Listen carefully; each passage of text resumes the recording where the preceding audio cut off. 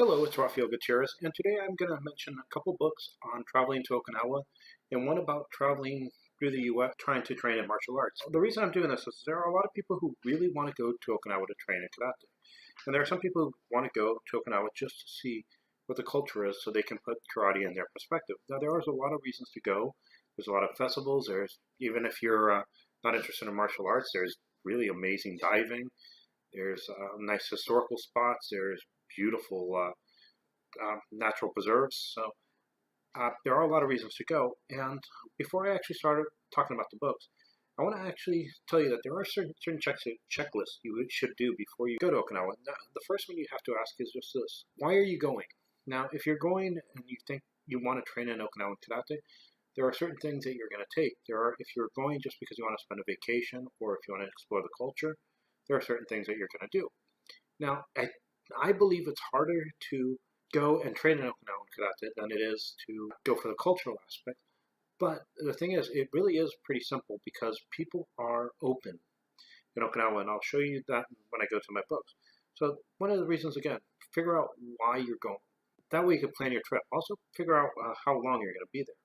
The reason is your length of the trip to determine how much you're going to pay. There are certain things, if you're going, let's say, for a year, you can plan and go in a time when airline tickets are a lot lower. I am in San Diego, so usually fly out of LA, and I find that prices range anywhere from just below $500 to over $2,000 for coach round trip. If you don't know how long you're going to go, I would tell you try to get the cheaper one, and the return flight you can probably work on it so you can get it, expand it for as long as you need. And if you go cheaper, that makes it so you have more money to spend on other things. Remember, you have to actually determine when and how you're going to do the trip. Now, for me, it's a lot easier to do these trips. I'm a professor, so I have set vacations, which are about a month long, and so I usually will stay for a month. How long you're going to go, and determine what things you need. For instance, if you're going more than 90 days, you need to get a special visa before you get there. Or you can do it while you're there, but you have to do paperwork. And it might be easier for you to do it while you're out, trying to get everything done. So, you can actually maybe even just get the process going for the longer visas. I don't know what people have done when they get the visas. Usually it seems most countries will prefer for you to do it beforehand because that way you can get the ball rolling, and when you show up, well, then you can finish up the visa if you need to. So you are going to need to know about visa. Also, if you're depending on how long you're staying, you may need to get special work visas to be able to do some work. The other thing that you want to know is who you're going to train with. Now, a lot of times you can figure this out before you leave. There's organizations like the Traditional Okinawan Karate Kabuto Liaison Bureau, which will help set up introductions. If you are associated with any organization with a dojo in Okinawa, they can set up the introductions. If you're not associated with someone who's associated in Okinawa, probably have some friends who are, and they will usually be open to allowing you to meet instructors. The truth is, the way I actually look at it is if someone wants to meet my instructors, especially if they're in California, it works better because I've wanted to bring my instructors here to San Diego. And if I have other people helping, it will make it a lot easier, it will make it cheaper, and we'll have more people to promote a seminar. And so the thing is, if you talk, you will actually a lot of times see that people are willing to share their connections, especially if they like you. If you're a jerk, they might turn away. Sometimes not. They let me do stuff too. So that's one of the things is you actually look at the resources you have available. The other thing is to know where you're going to.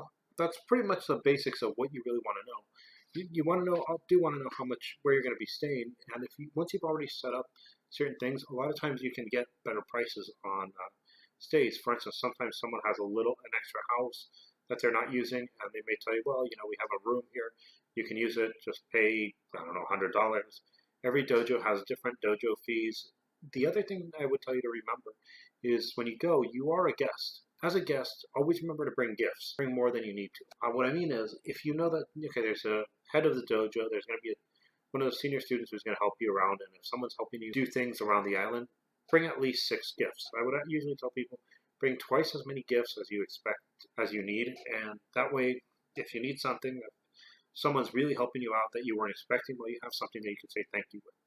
If not, you just, if you bring something nice like candy, you can leave it for the dojo at the end, and it's still going to be appreciated. While you are trying to determine how you're going to do your visit, look at why people have gone and how they have done it.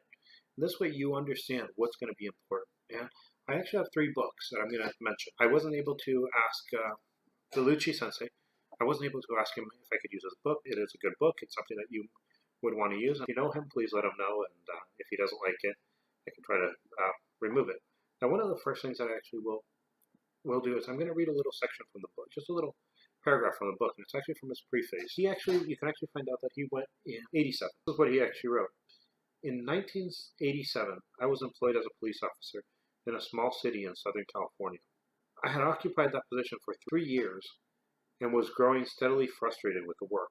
It was in the midst of my discontent that I decided to visit Okinawa for a vacation. Now, he was a Marine and he had been there before, and one of the things that I actually have noticed is a lot of us who end up going to Okinawa for longer than a month usually go there for a reason. Something triggered the move.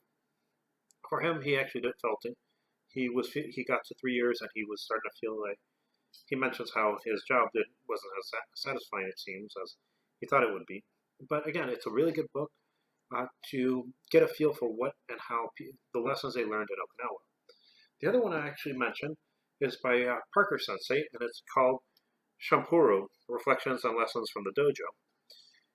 And the one thing that I actually want to read from here, like again, it's a really good book, and there's two things I actually want to tell you. One of them is just a title, but one of them is a paragraph from a chapter, from a section called Ichabara Shoti.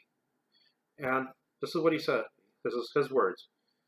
In Okinawa, there is a very familiar saying, Tariba Shodi. When we meet, we are brothers and friends.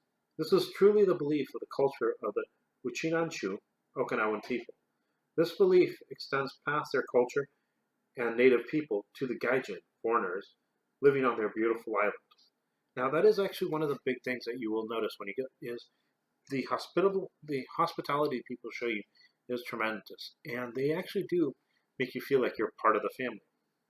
The other thing I'm going to read to you is just one of the chapters he has, which is called Not Your Black Belt.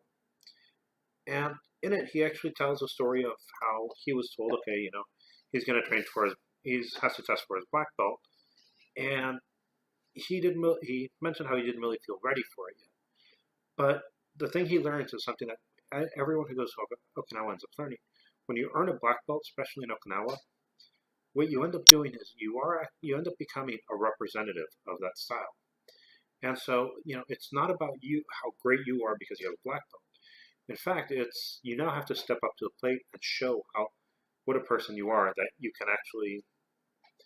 that you've been awarded a black belt. And so it's not your black belt, it's a studio and your teacher's black belt.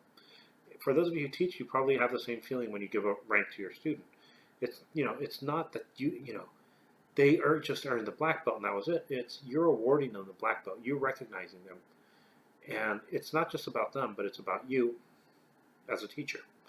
The last book I'm going to talk about is my own, which is Cirrus and the Rarest Things. So, in Cirrus and the Rarest Things, which is this book here, I actually have it here. I'm going to read a part, which is when I first got to the island, to me, it was something that was really shocking. I try to write mine more of a story type feeling. So I do talk about try to make it so how people talk. Then here goes. Okinawa greeted me as soon as I stepped out of the plane. It was as if someone saw the pale sleeve of the jet bridge and felt it needed color. Orchids were placed in regular intervals, followed by some minor alterations along the path. There were purple and white, and a mix of purple and white, and pink flowers. I collected my bags and walked to the custom agent with all my paperwork filled out. I hope you had a pleasant flight, the officer accepted my papers. He looked at them. It says you are here to visit friends. U.S. military? No, Okinawans, I clarified. We'll be here for at least 90 days. Change the reason to visiting family. He returned my paperwork. Okinawans don't make friends. They invite you into their family. He looked at my passport. And you will have to go to the government office if you want to stay longer. Here, the maximum length we can give you is 90 days. I thought it odd, but it was quicker to change it. Someone was waiting for me. The officer looked at my paperwork. You're staying at the Shogunru Dojo in Naha. He stared at me. Definitely, you're here to see family. He stamped my paperwork. Welcome to the land of the happy immortals. And that's pretty much what actually ended up happening when I did come across Okinawa. A lot of people who have been there can probably attest that as you walk through the jet bridge, they've actually set up flowers, and it's really even though it's maybe a smaller airport than the LAX or O'Hare International, or it's really a beautiful airport in its own way. They really have taken pride in it. It's clean. You actually have a playground area in there if you have kids. And there's another thing I am going to mention, and that is there are two other books that I wish I would have been able to read and talk about, but I haven't read or bought them yet. And one of them is called Tales from Western Generations by, I think it's Absukardu. I haven't read it. I've been told by a lot of people it's a great read, and it will give you an idea of what it's, and they told me that it will give you an idea of what it's like going to Okinawa.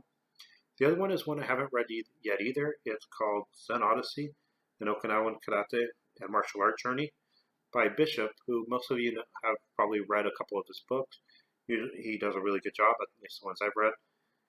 And those are really the big books that I would mention about training in Okinawa.